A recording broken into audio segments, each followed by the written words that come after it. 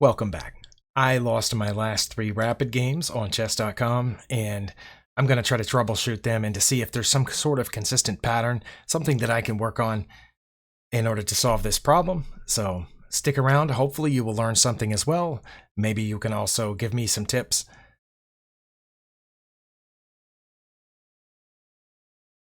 Okay, in this game, we opened with the Caro-Kann defense, which I am becoming increasingly familiar with.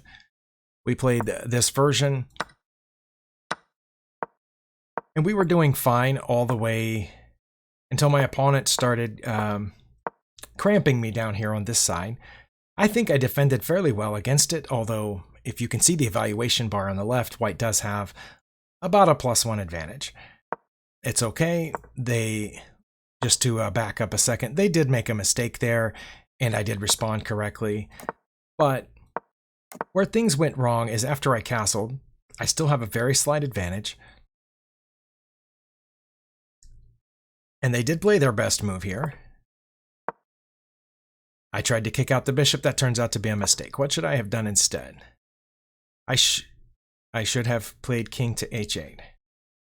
Very interesting. I would not have guessed that. Or knight b to d7. Okay, I can see that one. I don't know why b5 is such a bad move. What does it allow them to play? It allows them to just take it.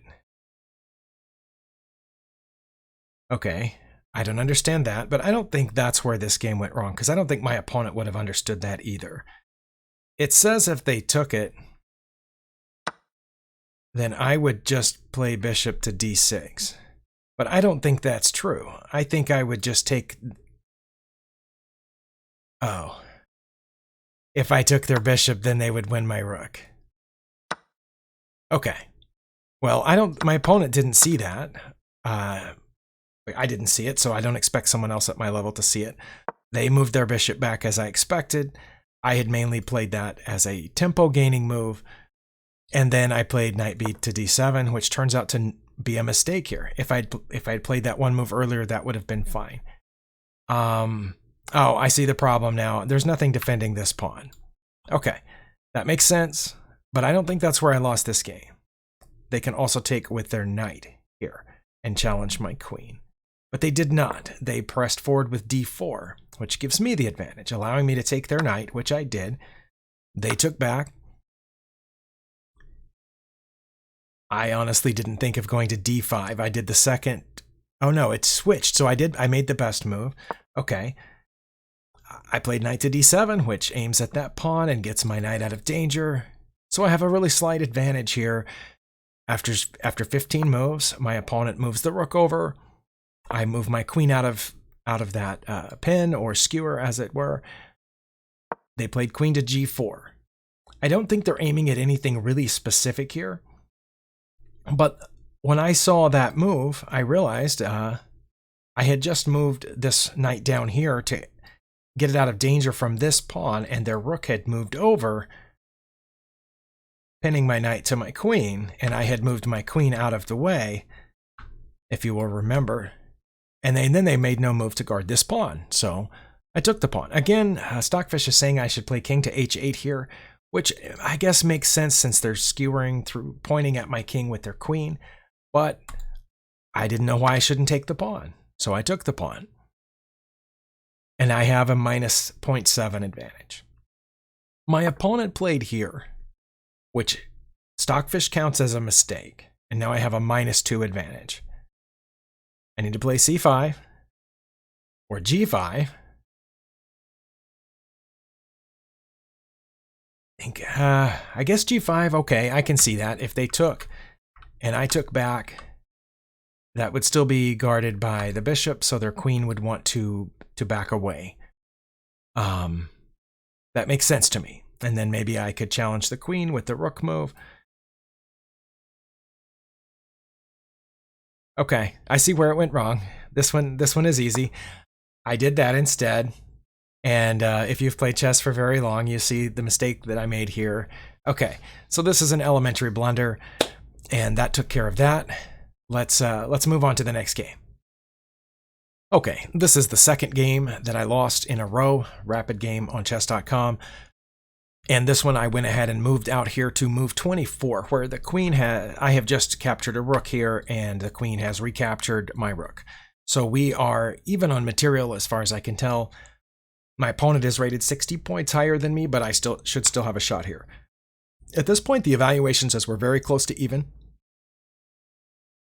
The reason I made a mistake here, and I've identified it, what I thought was I couldn't save this bishop. I thought if I tried to save the bishop by moving it there or here, that they had an unstoppable mating threat because they've lined up this battery. And I thought once their queen hit here on, after I moved the bishop, of course, once their queen hit on d1, I could take it with my rook. Rook captures on d1, but then they would come down with their rook and that would be checkmate. Obviously, I would have to block with my queen, but then they would capture that too, and that would be checkmate. So I decided to give up my bishop. And that turned out to be a blunder. Seeing this mate coming, I played rook to e1. And that gives up my bishop, of course. They took it with their rook here. And now they're up. Black is up -4. Because I'm down a piece, right? And what I should play here, Stockfish suggests I can play h4 or h3, giving my king, of course, an escape square.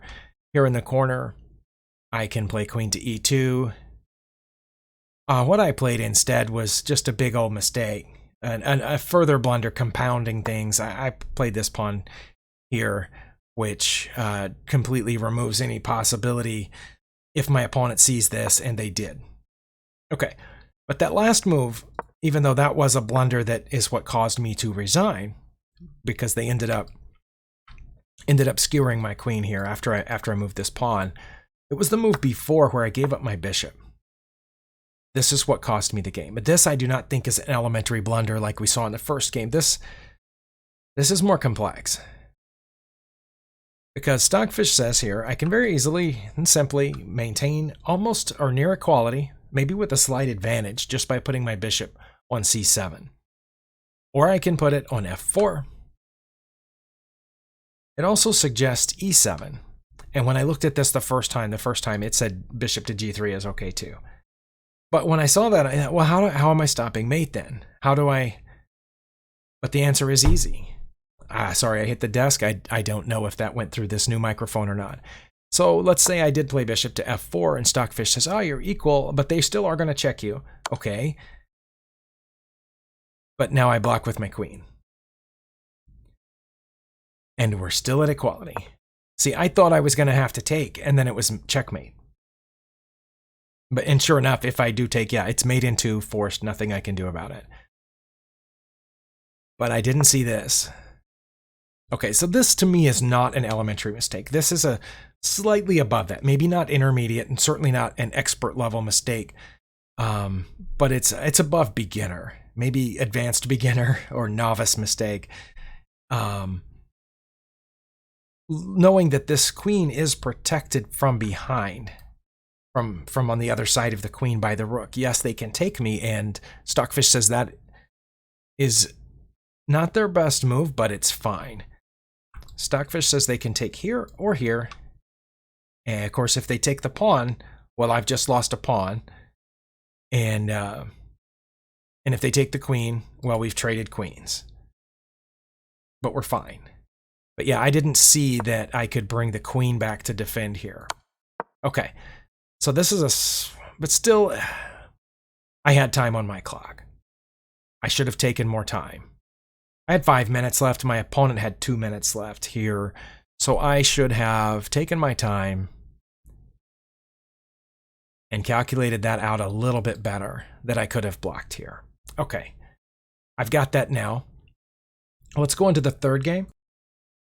Okay, this one arose also out of a Caro-Kann defense, and this time it was the fantasy variation, which is what it's called once white plays f3.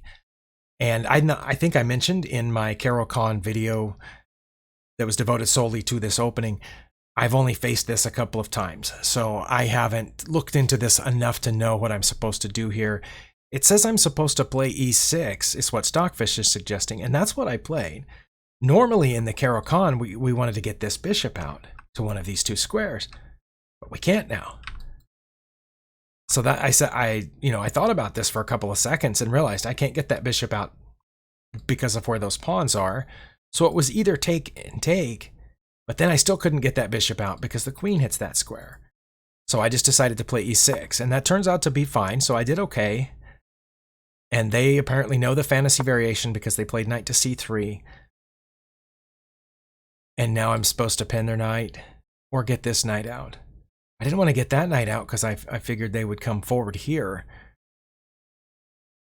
Well, I played c5, and that's not bad. Slight inaccuracy, perhaps, but I know that c5 is common in lots of the Carol Cons because we can take away one of their center pawns. They were supposed to take it, but they didn't. They did that instead, so I took their pawn.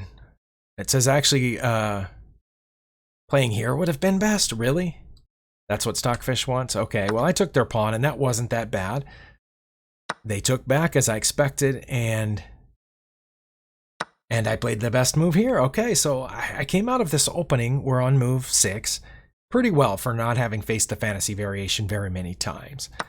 They captured the pawn, then I got a knight out, but I should have gotten the other knight out. I said I should have played, knight to f6 instead. Okay, and they played their best move here, which was to just drop their bishop back 1. And I got my queen out. Is that okay? That's okay. And then they got this bishop out. Stockfish counted that as a mistake. Now I have about -1 advantage. I'm not sure exactly why that's a mistake. But right here is where I lost the game. And what I should have done, I could have played f5, but I'm still very wary about opening this diagonal. It's dangerous, isn't it? That's what Stockfish wants. Or bishop to d7. I see that. That's fine. Developing a piece off the back rank. Opening up the rook. Okay. Knight to h6. I don't know if I would have played that either because knights on the rim are dim. We know that putting knights on the edge of the board or in the corners, they can hit far fewer squares. Although I guess from there it could have jumped over here. I think I would have been fine. But what I did instead was developed the other bishop. That's an elementary mistake because that bishop was the only thing guarding this pawn here. My opponent saw it. Okay. So, of the 3 games that I looked at, these last 3 rapid games I've played on chess.com, twice we saw I made elementary mistakes. I classify this as an elementary mistake because this has happened so many times when we're in the 500 range, when we're in the 800 range, when they have a bishop pointing at the pawn diagonal from our rook. We've got to do something about it. That's why knight to f6 was probably recommended on the previous turn, because that blocks or blunts that attack. They can still take, and then it's a trade, and we've damaged our pawn structure. But that's not as bad as what happened, which is where I undefend that pawn completely. Even if they didn't notice my rook back there, I've just lost a pawn for free. And so that's elementary. So my conclusion here is that I need to go back and follow my own advice from, I don't know, 8 or 10 months ago. Right after I started this channel, I made a video called How to Wait Before Every Move. And I made an acronym out of WAIT. And I honestly don't even remember what all 4 of those were. I know that the W was for weaknesses. The A was to attacks, to check for, look for checks, captures, and threats. I think the I was for imbalances and T was for time. But basically the whole idea of the video was just, wait, in a 10-minute game, I've got so many seconds per move. Even if the game goes 60 moves, I've still got 10 seconds per move. So I can wait a few more seconds and just check, what does this move do? And I made another video a long time ago called What Happens When a Piece Moves. And it was kind of done tongue-in-cheek, but one of the things that happens when a piece moves is that it's not on the square it used to be on anymore. And the square it used to be on was where it was guarding that pawn. It's not guarding what it used to guard. It's not blocking what it used to block. Now it's guarding something different squares. It's blocking a different piece. And so I need to follow my own advice here on this elementary thing. And of course, in the first game, I just moved the only piece between their queen and mine, and my queen was undefended.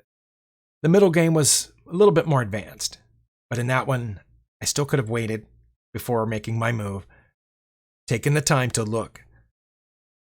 If I do move my bishop in that position, how can I stop the mate? Or can I stop the mate? And I should have been able to tell that the queen could have stopped that checkmate. So if you find yourself making these kind of blunders over and over, let me know. Or if you've solved this problem and you have any tips, feel free to drop them in the comments and I would sure appreciate it.